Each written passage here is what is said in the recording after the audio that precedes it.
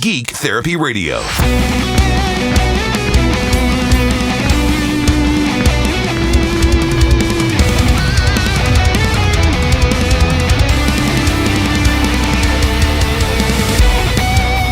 What's going on, everybody? Welcome to Geek Therapy Radio. Welcome back to Geek Therapy Radio Podcast. I'm your mental curator, Johnny Hemberger. Make sure you check out geektherapyradio.com for merch and contact information. The first thing you see when you go to geektherapyradio.com is a way to contact me directly. Let me know what you're a geek about. Let me know what your hobbies are right now. Let me know if you want me to recommend any hobbies to you. Just we're all geeks about something, so let's share our shared common geek interests with each other. So straight to the meat and potatoes. For the past several days, usually what happens to me, since I'm interested in so many different things, is I kind of jump from one geek thing to another, one hobby to another, one interest to another. So while I might be paying a lot of attention to maintaining my solar panels or redoing the solar panels or just tinkering with the solar panels, eventually I'll start getting a little nibble in the back of my mind about some other geek thing to move on to from there. And the beauty is I have so many things that I'm into. I find new things that I get into, but I have so many old things just in like a standard rotation. I find that I'm never bored. So one of the things I was most paying attention to the past few weeks, geeking out about the most the past couple weeks, has been the DeLorean, fixing up the DeLorean, fixing that coolant hose and then upgrading the cooling fans and the solid state relays. I've talked about that ad nauseum the past several episodes. You can go back and listen to that if you haven't, if you don't know what I'm talking about there. But I felt a little nibbling in the back of my mind. Raspberry Pi. A month or so ago, maybe it was more than a month ago, but I hadn't paid much attention to the Raspberry Pi recently. Last year, I think it was last year, I talked to Eben Upton, the CEO and founder of the Raspberry Pi Foundation, about any upcoming updates to the Raspberry Pi 4. And one of the very specific topics we discussed last year was, when are we going to get USB boot for the Raspberry Pi 4? And at the time, he said, over there at Raspberry, they are working on it at the Raspberry Pi Foundation. So a few months ago, there is finally an easier workaround to boot from USB on the Raspberry Pi 4.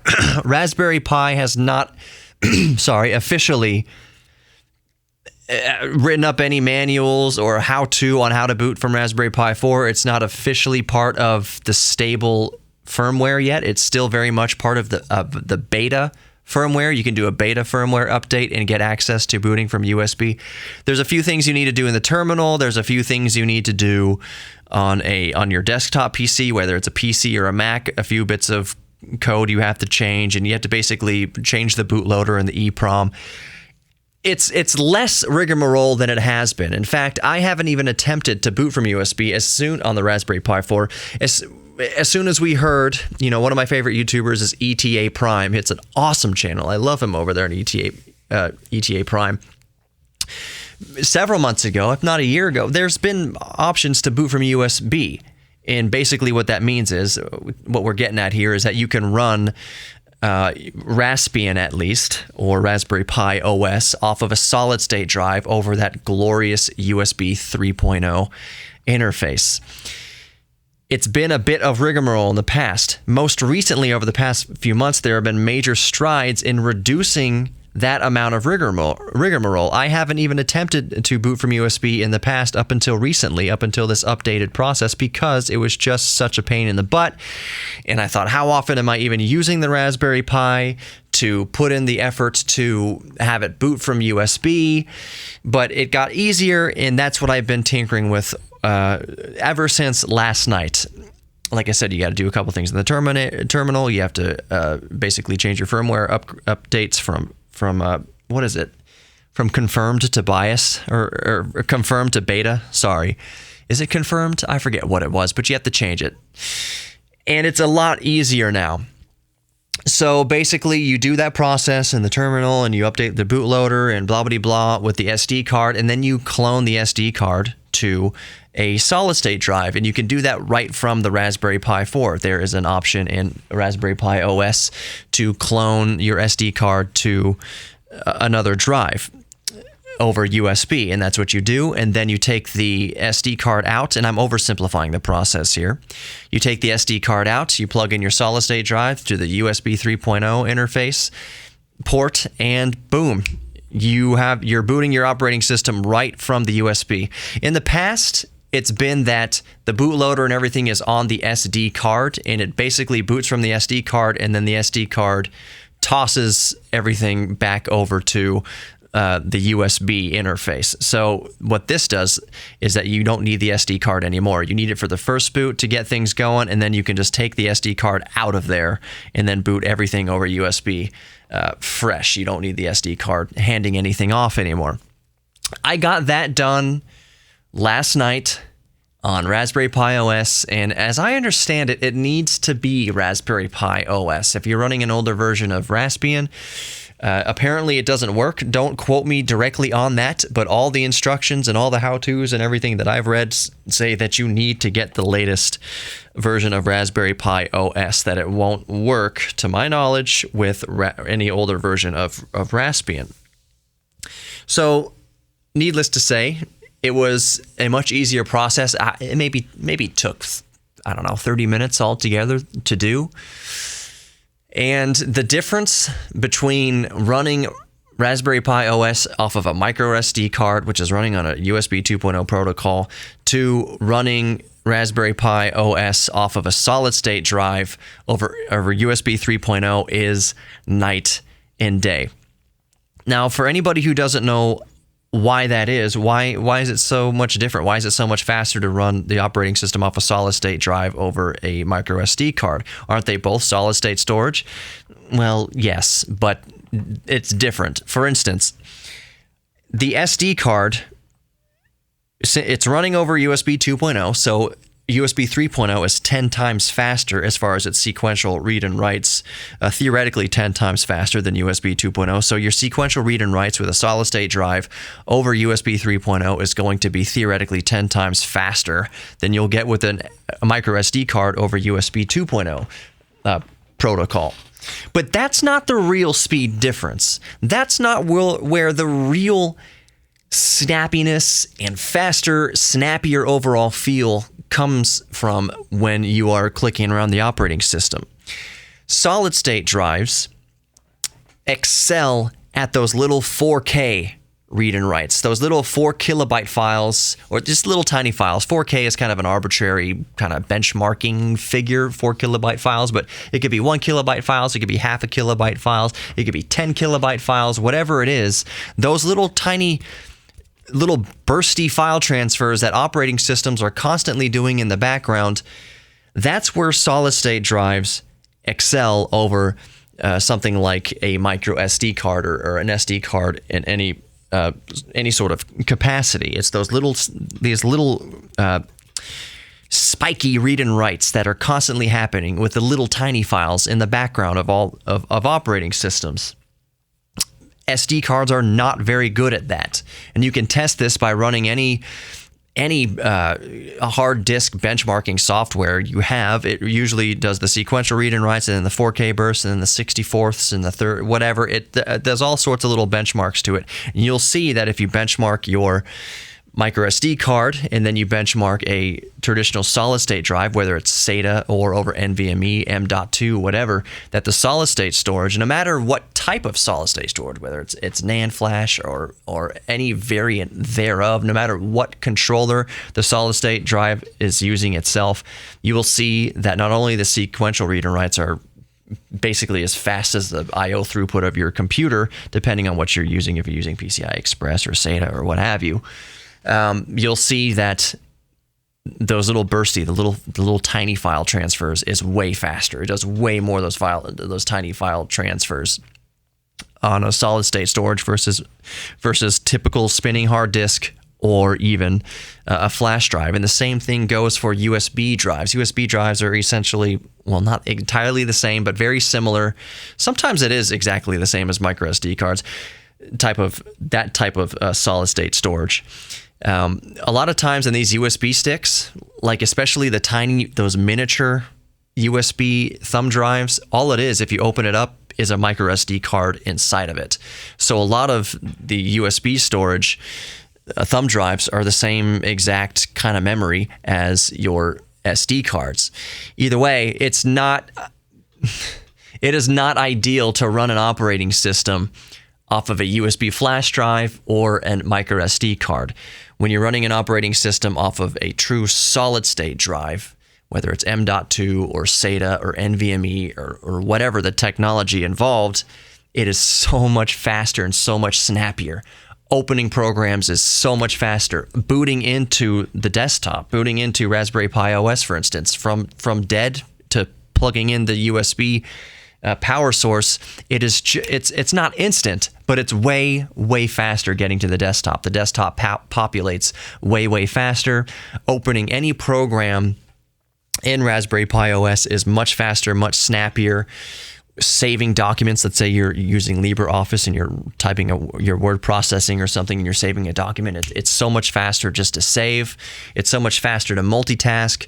Your tabs and everything opens up way faster in Chromium, in your whatever web browser you're using. It's a lot faster. And here's something I've noticed too. And I can't tell if this is directly because now I'm running Raspberry Pi OS off of a solid state drive, or this is more of a kind of a firmware update when you do sudo apt update and sudo apt upgrade, and you get all the upgrades and the packages and all that stuff, and the actual firmware is being upgraded and your operating system is being upgraded. But testing YouTube videos, and granted, I'm only testing it at 720p. Right now, I've got my Raspberry Pi 4 hooked up to a portable display. It's LCD or something. It's a terrible TN panel. But that's what I've got it running on right now. So I'm running at 720p. The TN panel is like 1366 by 768, whatever. I set the Raspberry Pi to run at 1280 by 720. And I was testing some YouTube videos, and at 720p, which is technically HD, I think I had 2 drop frames. It was way more than that before. Playing back YouTube on the Raspberry Pi 4 has been way better than on Raspberry Pi 3, and don't even try it on a Raspberry Pi Zero. But running on a Raspberry Pi 4, it was smooth. There's still quite a bit of screen tearing. Raspberry Pi 4 is not completely optimized yet for YouTube, at least, playback, but it was very smooth apart from some screen tearing. And like I said, 2 drop frames, where before it would be a couple hundred drop frames easy over the same period of time. I had 2 drop frames. Not bad. And again, I don't know if that's because I went to a solid state drive to running the operating system over USB 3.0 in a solid state drive, or if that had to do with any updates behind the scenes when going to Raspberry Pi OS or updating Raspberry Pi OS before I did the clone to the solid state drive. It could be a combination of both. But regardless, doing anything on the internet and Chromium and watching videos and anything it's faster and snappier. It loads faster. The video is, like I said, playing more smoother. So I would highly recommend. It's a really fun project. It's a really fun project. Raspberry Pi, just in general, no matter what model of Raspberry Pi you're using, it is so incredibly fun to tinker with. And I have the feeling that no matter how deep I ever get into Raspberry Pi, I, like most other users, will never even begin to scratch the surface of all that you can do with the Raspberry Pi ecosystem. My main task here, my main goal with getting into Raspberry Pi was to see how far I could take it as far as a desktop replacement. And here's what I need in a desktop replacement. And I'm just thinking about my day-to-day activities. I need good audio editing software to make these podcasts and do other things, other personal passion projects. I need good audio software, a DAW, digital audio workstation, and wishful thinking, I would need a decent video editor. Now, there are a couple of okay video editors for the Raspberry Pi 4. Oh, what's one of them? What is one of them? I just had it. Kden Live? Is that what it is? Kden Live? You have to manage expectations, of course. It's a Raspberry Pi. It's an ARM processor. I don't know how many watts it's taken. I have my entire setup running off of a portable USB power bank, battery bank, and it's been running all day, and I've only had one of the energy bars go down. So I haven't even used anything of this power bank. It's a 10,000 milliamp hour power bank. But you manage your expectations with the video editing. So I don't think anytime soon that a Raspberry Pi 4 is going to replace my needs for video editing, but it will most certainly do for audio editing for the most part. Definitely for podcasts and definitely for mixing pre-recorded music. It depends how many tracks you have. And what I mean by that is this. Let's talk about Raspberry Pi and digital audio workstation and editing audio with the Raspberry Pi for a few minutes here. So the program I like to use on Raspberry Pi, it's a beta release, but it's Reaper. I freaking love Reaper. Of course, I prefer Cakewalk Sonar when I'm on a PC or even Pro Tools, but you can't get Cakewalk Sonar or Pro Tools for the Raspberry Pi or any ARM-based system right now.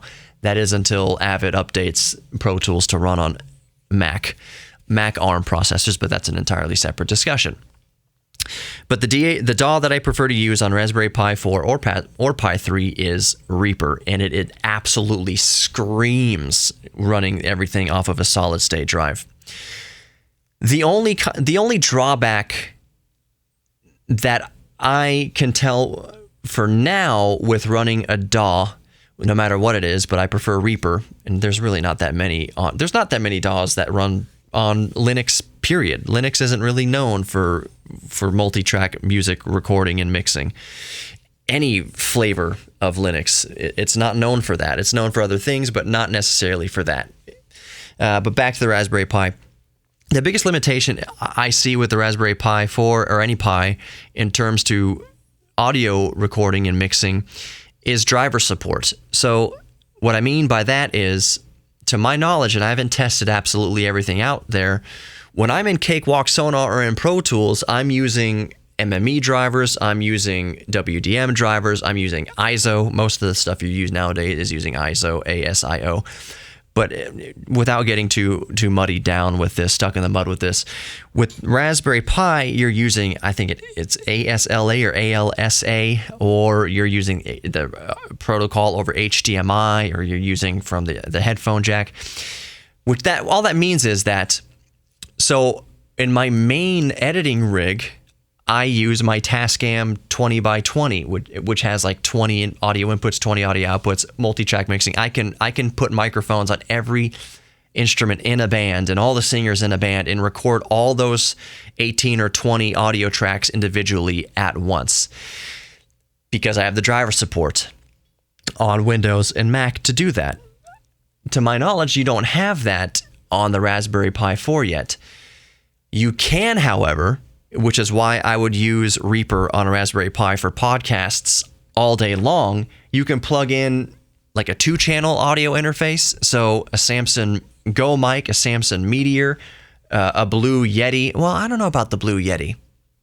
I think it needs its own special drivers. Any audio interface that doesn't need its own drivers, any audio interface that's plug and play, most of them, I can't speak to all of them, but most of them would work on a Raspberry Pi. I have tested it with a Samson Go mic, it works. I've tested it with a Samson Meteor mic, it works. And all those are single input channel and then dual stereo output. So you plug in this, I'll use a Samson Meteor mic, for example. And I've done a podcast using the Raspberry Pi 4 several months ago. You just plug in a USB microphone and you record into Reaper. and then you edit in Reaper. Now, you can record multiple tracks, just not at once. I can record something like 32, it's something like infinite tracks on the Reaper, or whatever, until you populate the memory or you run out of memory. You can have, let's say, 64, 63 audio tracks in Reaper if you record them one at a time. So if you're a singer-songwriter and you want to record the acoustic guitar first and then stop the recording, make a new track, and then record your vocals, your lead vocals over that acoustic guitar, that's 2 tracks. Now you want to add a couple of harmonies. You add 2 more tracks, 3 and 4, and you just kind of keep layering them on top of each other. You can absolutely do that with the Pi 4 and with Reaper. You can also do it with a software called Traction as well.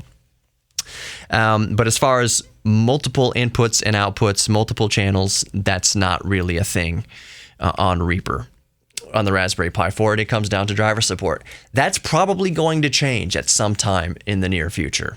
That will probably change, because the idea of doing full audio production on a Raspberry Pi 4, multi-track in and out, full band recording, full recording studio, quality and capable audio recording and mixing on a Raspberry Pi 4 is an absolute novel idea. That would be so great to be able to do full-fledged studio recording and mixing on a Raspberry Pi 4 with no caveats, with no restrictions, without feeling like you're punching underwater or you have an arm tied behind your back, without making many sacrifices. I think that's coming down the pipe with better driver support, so that you can plug in my multi-track 18-channel in and out Tascam 20 by 20 whatever over USB 3.0 into my Raspberry Pi 4 and just have all those mic pre's, 8 mic pre's, 9 mic pre's, 10 mic pre's, whatever's going on, and be able to do a full-fledged production like that. For now, I would say it's limited to singer-songwriter type stuff, and definitely podcasting is more than doable, and it's fast and it's snappy, and there are no compromises being made when you manage your expectations with how big your projects are. And that's one of the cool things about getting into the Raspberry Pi ecosystem. It's ever changing every day. There's new advancements happening every day that the whole community can benefit from. And depending on your level of capability, you don't have to necessarily wait on the community to come up with anything. You can program whatever your mind can conceive of. I just spent a quantifiable amount of time talking about the lack of driver support for multi-channel audio interfaces. Well, if you're so inclined and you're so capable and you know what you're doing, you can write your own drivers and make that possible, or make some sort of conversion software that would convert ISO to ALSA or vice versa. I don't know. I'm not a programmer. I don't know exactly how to do that, but there are people out there that do know how to do that, and that is all something that you can do with the Raspberry Pi. Now, yes, you can do that with other software platforms. You can do that on a Linux on a PC all day long, x86, whatever. But Raspberry Pi, one of the beautiful things about it is that it's so ridiculously cheap to get into, all things considered. And it's fun to write elegant code and see how efficiently you can run your software. So I go back to working with audio in a DAW, digital audio workstation. Why do I need to fire up my main 12-core Ryzen 3900X whatever to and start and suck 200, 300 watts out of the wall just to mix a podcast, when I can do the same thing at 10 watts, 5 watts, well, not necessarily 5 watts, 10 watts, 15 watts or so with the Raspberry Pi 4, and do the exact same, get the exact same task completed at a tenth of the power draw. And just knowing that it's done on a computer that cost me $55. Raspberry Pi 4s, it sounds like a sales pitch now. Pi 4s start at $35 up to $75. The Pi 4 2GB model is $35. 4 gigabytes, what is it, $55? I think it is now. It's $50 at Micro Center. And the 8GB model, the newly released 8GB model, is $75. And I think you can get it at $70 at Micro Center. It fluctuates. There's MSRP, and then there's what there's actually selling for. Used to be able to get Pi Zero Ws for $5 at Micro Center. Now they're $10. So they have sales, whatever. All I'm saying, it's really cheap to get into. And I say all of that. I'm talking about Raspberry Pi right now because A, it's just what I'm most fascinated with. It's my geek flavor of the week right now is tinkering with all the Raspberry Pi stuff. But it's the future Raspberry Pi, I think, is extra bright, part and parcel with the most recent announcements from Apple, that Apple is going to ARM architecture. And ARM is exactly what Raspberry Pi uses. So what is coming down the pipe, and this is a rhetorical question, because Apple has lit the fire underneath a lot of developers' butts to compile software, recompile software, whatever, to run on ARM-based processors. What would that mean for third-party developers saying, as long as we're compiling the software for ARM on the Apple, might as well compile it for ARM, on Raspberry Pi? I would 100% be in that demographic that you might think, well, it's about the financials, it's about the numbers, it's about what they can sell and how profitable could it be to, let's use Pro Tools, for example. If Avid is going to recompile Pro Tools to run on Apple SoCs, to run on ARM Macs, what sense does it make for them to recompile the code while they're at it to run on an ARM-based Raspberry Pi? I'm in the demographic to which I would pay, maybe not full price, but I would pay some price. I would rather be working on Pro Tools projects on my Raspberry Pi than firing up, like I said, my big beast system that needs 200 watts just sitting there running an audio production software. I would pay for Pro Tools on Raspberry Pi if there was an option. As long as you have this more efficient code to run on an ARM architecture, there would be people out there. There'd be Pi members of the Pi community, and Pi has been selling in record numbers due to the quarantine because people are looking for things to do and things to learn, and they're cheap. There's a ever increasing user base of Pi community members, and a lot of them would love to see Pro Tools or Sonar or any of the other digital audio workstation manufacturers, developers write programs for the Pi, for ARM-based processors on the Pi. And now that Apple has invigorated this industry, they're the first... I struggle how to say this. They're not the first player to make the full transition to ARM, not by a long shot. Your phone in your pocket's running on ARM processors. Tablets are running on ARM processors. ARM's been around for a while. But Apple has taken it to the next level. There's been rumors in discussions and people talking for ages, for years, thinking that, well, it makes sense that over the next few years that ARM is the future, that in between x86 and quantum computing, ARM is in there somewhere. And Apple, a trillion-dollar company, has taken the full plunge over the next 2 years, they say, to transition to ARM-based processors in their own products. That is not a little startup trying to change the industry. That is a huge dog in the industry saying, we're doing it. We're going there. So not every third party in the world, but a lot of third party developers are going to start compiling their code and compiling software to run on ARM architecture. That means the entire ARM ecosystem, from your phones to your tablets to Raspberry Pi, everything running on ARM. I think the future is bright because Apple just lit a torch under the butt of the industry. I am so excited to see what the future of Raspberry Pi is now, especially because Apple has made their announcement to go to ARM architecture and their own products, their own premium products with big, huge name third-party developers like Adobe and Avid, and a list that's way too long even to mention, that are going to start making software run on ARM processors. This means good things for ARM processors across the board and from any manufacturer.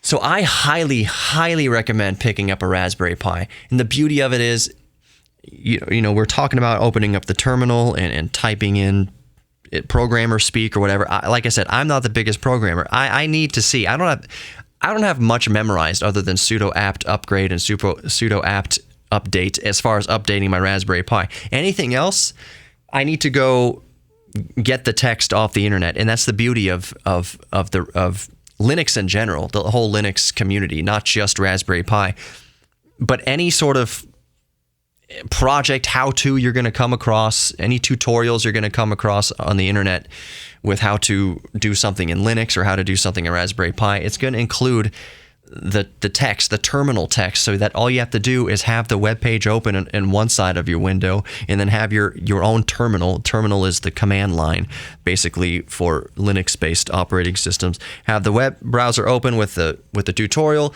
have your own terminal open in another window, and you just have to copy and paste. I would recommend, it's kind of easier, or it's kind of better to type it out, look at it, and type it out and just get used to those keystrokes, because there's a lot of common phrases, so to speak, with running command lines in terminal. And that's one thing that I've been trying to get better at, and having a Raspberry Pi kind of forces me to do this, is instead of copy and paste, a lot of times it's just faster to type it out. Sudo apt-get sudo nano whatever pi/root/ whatever. The file system, it's all laid out different than you're used to on Windows and Mac, but it's also kind of similar. It's just really fun to get into, and all those tutorials, like I said, just has all that text ready to go, easy to copy and paste and drag and drop right into your own terminal, and it's fun to see it in action, and you realize I'm actually doing stuff. You kind of feel like you're in the Matrix a little bit. I know that's super noob of me to say. Any of you guys out there or girls who are way familiar with the command line and way familiar with terminal and have been just using Linux for years, you're listening to a lot of what I'm saying right now, saying, oh, that's cute. He's starting out. He's saying some things wrong. We don't call it that. But that's the point of Raspberry Pi.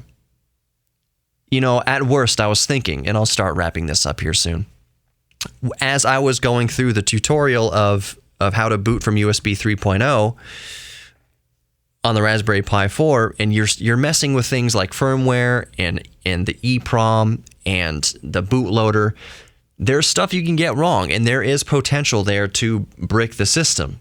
It's not a whole ton of potential to brick the system, but there is still potential there to brick the system. So there's a level to severity of screwing things up, and here's the beauty of it. If you screw something up just kind of with code, for the most part, you're fine.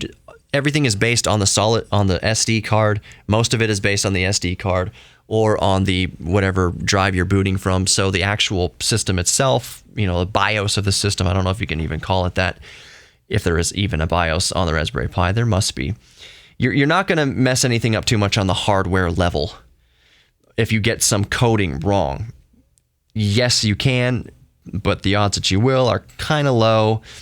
But even worst case scenario, let's say it goes beyond, you just got the code wrong and now it just won't boot. Let's say you have actually bricked it. Let's say you have actually bricked your Raspberry Pi.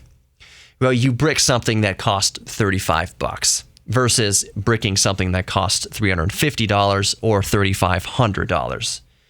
So there's no way to do enough damage to a Raspberry Pi to where your stomach comes up to your throat, because now you've just bricked you have a $3,000 paperweight. Like you did something to your brand new 16-inch MacBook Pro, and now it just won't even turn on. And there's nothing you can do because everything's soldered on. You can't swap out the drives. You can't swap out RAM modules. You can't troubleshoot like you can in a modular system. If you do anything of that level of severity with the Raspberry Pi, at most you're out the cost of the Raspberry Pi. And you have to do some serious damage, some serious mishaps to brick a Raspberry Pi. And even then, you've bricked $35, $55, maybe $75 tops. You can buy Raspberry Pis for $20. And that gives you courage. And it depends who you are. $35 is way more to some people than it is to other people. But it's better than $350. It's better than $3,500. And knowing that the Raspberry Pi is so cheap in comparison to other devices, that gives you the courage to try these things. And when you can do something on the Raspberry Pi with a Linux distribution like Raspberry Pi OS, maybe it might give you it might give you the courage, I'll just say the courage, to start to install whatever flavor of Linux, whatever flavor of Ubuntu on your main laptop and try some coding there. Try to see what you can do with a lot beefier hardware, because you've made your mistakes and you've made your discoveries with the Raspberry Pi. There are just no downsides. There are no downsides to tinkering with the Raspberry Pi, to getting into the Raspberry Pi. And if you're at all fascinated by computers and technology, Raspberry Pi honestly has been one of the most rewarding hobbies that I've gotten into in the past 10 years easily. I highly, highly, highly recommend it. I don't have any sort of affiliate program. If you go out and buy a Raspberry Pi right now, there's no way I'm ever going to get a dime from it. But I'd highly encourage you to do that if you are able to do that. It is such a rewarding community to be a part of. And I feel extremely thankful that I was able to talk to Eben Upton, who started Raspberry Pi not several years. Well, he started it several years ago. I talked to him last year, though. I feel very fortunate to have been able to speak with Raspberry Pi founder personally. It was a wonderful conversation. The last thing I'll say, because I am wrapping up, is that I was dabbling with running Windows, full Windows 10 on my Raspberry Pi 4, which is very possible. It is extremely beta. It is extremely, what's the word I'm looking for? It's not this most stable thing in the world. And honestly, I didn't get past getting into Windows 10 setup, because I realized you need a USB hub. You need a USB Type-C OTG hub to get Windows 10 on ARM to work with the Raspberry Pi 3 and the Raspberry Pi 4. The USB ports on the Raspberry Pi 4 and 3, I believe. Is it on 3? I think it works on 3 with Windows 10, but the Raspberry Pi 4, for sure, you need to use a USB Type-C OTG hub to get it all working, and I don't have one of those hubs right now, so I got it to the loading screen and realized, oh yeah, my keyboard doesn't work. My mouse and keyboard, I can't do any of the initial setup. And you can, through some rigmarole, go through all that setup and then have that Windows 10 on ARM on Raspberry Pi 4 boot from a solid-state drive. It is entirely an exercise in tinkering. It is not going to be the most useful or the fastest Windows 10 experience, but it's just awesome to know that you're on the bleeding edge and that this is the future. Full Windows 10 on a Raspberry Pi on ARM, Windows 10 on ARM has been a thing for a while. There have been some devices that have come out with Windows 10 specifically on ARM processors, but it's running into like an x86 emulation mode type of setup. It's not great, but the future of Windows 10 on ARM is incredible. And again, because of Apple going to ARM processors, I would bet there's no boot camp. All I'm getting here with that is there's no more boot camp, so you can't dual boot Mac OS and Windows together on the same hard drive on different partitions. Boot camp is no longer going to be a thing with ARM-based Apple products. But you know darn well that Microsoft is still going to want Windows running on Apple products, potentially, possibly. My wager is that Microsoft is already working, has already had the fire lit under their butts to get Windows on ARM further into the future, brought further into the future. So running something like Windows on ARM on Raspberry Pi 4 is a little glimpse at what could be and what is likely coming. And once we have fully optimized Windows 10 running on Raspberry Pi, forget about it. That'd be amazing. It's just a wonderful time to be alive, and Raspberry Pi is such a great jumping off point to be on the bleeding edge of ARM processing, period, right now. Not even scratching the surface on home automation that you can do with ARM, surveillance you can do on ARM, setting up network attached storage on ARM, network ad blocking capabilities that you can do with the Raspberry Pi Zero. There is just so much robots and servo motors and triggering things and GPIO pins. There's so much you can get into with the Raspberry Pi. I'm all fired up about it, obviously. So I think that's going to do it for this podcast right now. Remember that you are worthy of love, both giving and receiving love, and you are worthy of your own self-respect and self-confidence. Get a Raspberry Pi. You'll be surprised what you can do with it. You'll be surprised with what you can learn with it. Thank you so much for listening to Geek Therapy Radio. Check out geektherapyradio.com for merch, and there's Patreon link on there and contact information. Just thank you from the bottom of my heart for listening. Thank you for telling your friends about it too. I really just love you all for listening. I love you all even more for telling your friends about it. Just thank you so much for being a part of Geek Therapy Radio.